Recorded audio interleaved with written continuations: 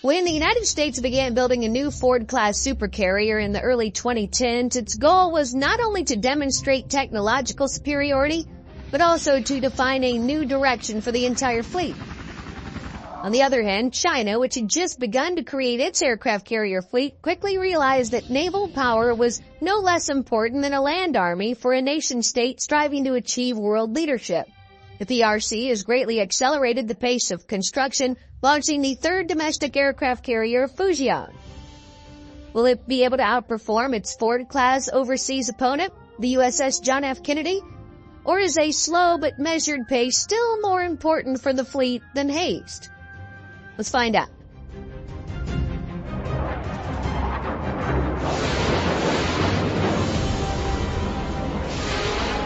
China's aircraft carrier program has languished for decades due to a lack of strategic imperative.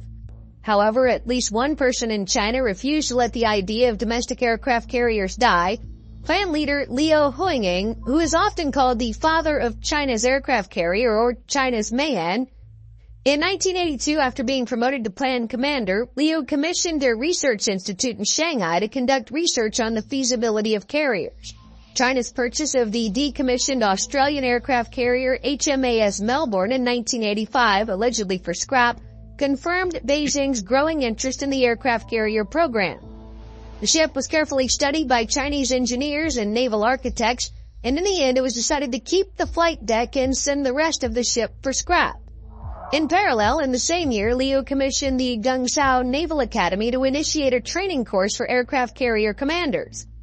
Following the collapse of the USSR, maritime issues came to the forefront of Beijing's national security agenda by the mid-1990s. They gained 3 new neighbors in Central Asia by quickly recognizing these nation-states, resolving territorial disputes, and demilitarizing border areas. The growing importance of the Near Sea and PRC's dependence on the sea lines of communication, diverging beyond the first island chain, were highlighted by tensions in the South China Sea in 1995, the Taiwan Strait crisis of 1995-96, and the rise of China in 1993 regarding petroleum net import by sea from the Middle East and Africa. In 1998, 3 Soviet aircraft carriers were purchased, Minsk and Varyag, and in 2000, Kyiv, for a total of $334 million. Interestingly enough, the buyer of Varyag, the travel and entertainment agency Chonglad, had several retired plant officers on its board of directors, and although it was intended to turn the purchased ship into a floating casino in Macau, the waters around it turned out to be too shallow, and Chonglad never did submit a single application for a gambling license to China for its floating casino. And the most interesting thing is that upon arriving in China in 2002, Varyag moored at an impressive distance from Macau, all the way over in the northern port of Dalian. This once again confirmed Washington's fears that Beijing was involved in a serious debate about the feasibility of building or purchasing an aircraft carrier. In the 2010s, tensions arose in relations with the United States and China's neighbors in nearby seas, highlighting this growing importance of sea power for the PRC. Thus, in 2010, China accused the United States of interfering in the affairs of the South China Sea and then protested against planned military exercises between China and South Korea in the Yellow Sea. Tensions also rose in the East China Sea over the disputed Diaoyu Senkaku Islands, with Beijing claiming a 200-mile exclusive economic zone in those areas and stipulating that other countries could not operate military vessels or aircraft there without prior approval from China. Against the backdrop of an obvious evolution of strategic logic, the aircraft carrier Varyag underwent its first sea trials in 2011, and just 1 year later was put into operation under the name Liaoning, class type 001. However, its combat readiness was confirmed only in 2016, the same time that China announced the construction of a second aircraft carrier, but entirely according to its own design. It was named Shandong Type 002 class. It turned out that its construction had begun back in 2013 and launching took place in 2017.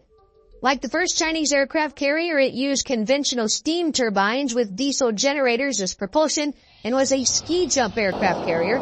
The island structure of the new aircraft carrier was 10% smaller, and sponsons expanded in the aft part of the starboard side, thereby providing a little more space for another 8 aircraft and helicopters.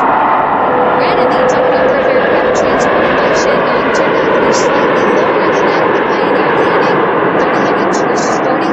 But today all the attention of both the Chinese and foreign public is focused on the newest Fujian Type 003 class aircraft carrier, which, according to experts, has become the largest and most advanced aircraft carrier ever built outside the United States.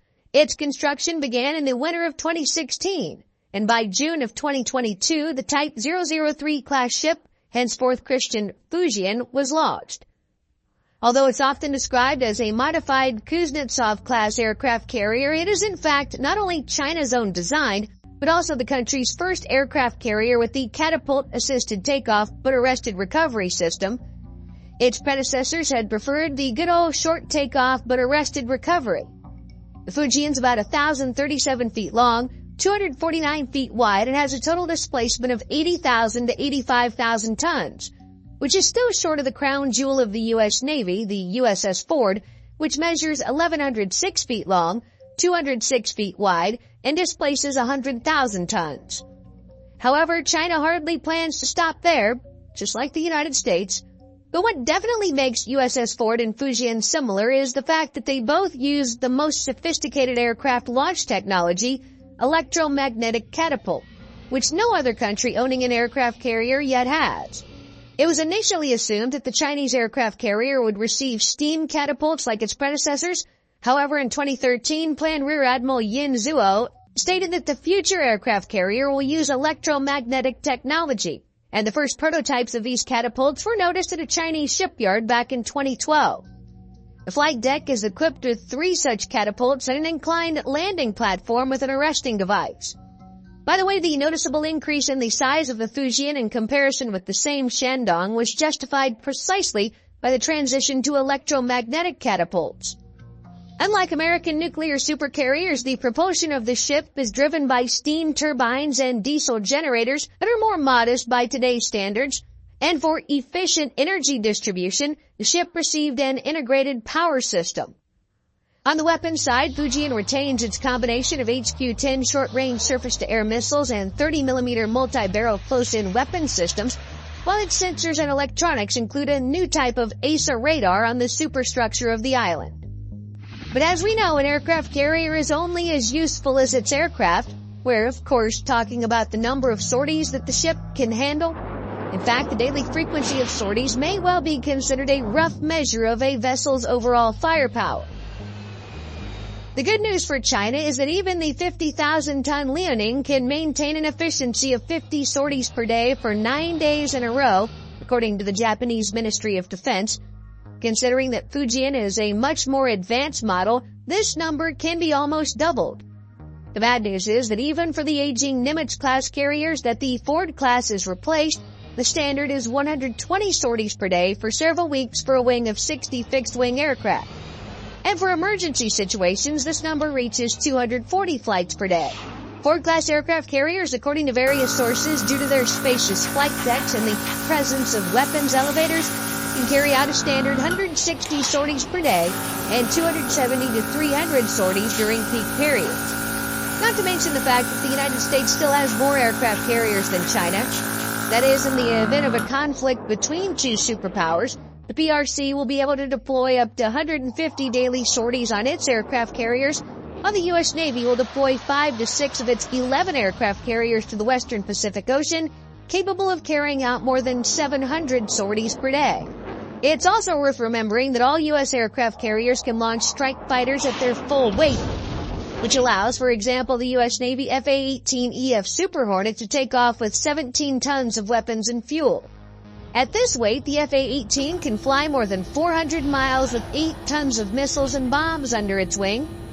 Liaoning and Shandong will be able to launch their Shenyang J-15 fighters from ramps on the bow, and provided there's no stiff headwind, Chinese aircraft carriers will not be able to launch J-15s with a maximum weight of 17 tons, comparable to the F-A-18. In other words, even the unpredictability of weather conditions may quickly force China to launch its fighters with a reduced amount of weapons and fuel, and therefore with a shorter operating range, which will directly affect the prospects for victory in the conditions of intense conflicts. The planned air wing aboard the new Fujian aircraft carrier will most likely be led by the Shenyang J-35 multi-role stealth fighter, accompanied by the Shenyang J-15 fighters and the airborne early warning and control Xi'an KJ-600 aircraft. It's also possible that Fujian could be used to land drones, which has long been a growing area of interest for the plan. Sea trials of the aircraft carrier were successfully completed in May 2024, and by September of that same year, the world media reported that all 3 Chinese aircraft carriers went to sea as a group for the first time. In recent years, the planned Navy has expanded its global presence, moving beyond regional waters more often and in greater numbers, while continuing to deploy warships and logistics support vessels that provide the force with greater range. At least that's what the Pentagon said in a report published in December of 2024. Additionally, if we consider the number of fleets, the PRC has already overtaken the United States in the total number of ships. As of 2024, the Chinese Navy already has over 370 combat units, including aircraft carriers, destroyers, submarines, and support ships. With the prospect of increasing this figure to 420 by the end of 2025 and 460 by 2030. The U.S. Navy has less than 300 ships, but with more impressive tonnage and technological content. And although the implementation of almost all the high-tech systems of the Ford class of aircraft carriers turned out to be a headache for the U.S. Navy, they successfully overcame their infantile illnesses and have almost completed work on equipping the second supercarrier, John F. Kennedy. Further plans include a 3rd Enterprise vessel and a complete replacement of the Nimitz class by 2040. Meanwhile, China plans to use nuclear reactors in its aircraft carriers only with the future Type 004, the construction of which, according to rumors, started back in 2017. Many experts agree that while the United States should not definitely relax their pace of building new warships in order to stay ahead of China, America still has almost a century of operating aircraft carriers in dozens of theaters around the world. Simply put, there's a competition between experience and quantity. Which of these is more important in the event of war is a rather rhetorical question. But now it's time to tell us what you think. What characteristics of aircraft carriers do you consider the most important, and why? And if you enjoyed the video, please leave a like, subscribe to the channel, and hit that notification bell for more content like today's. Thanks for watching, and we'll see you in the next one.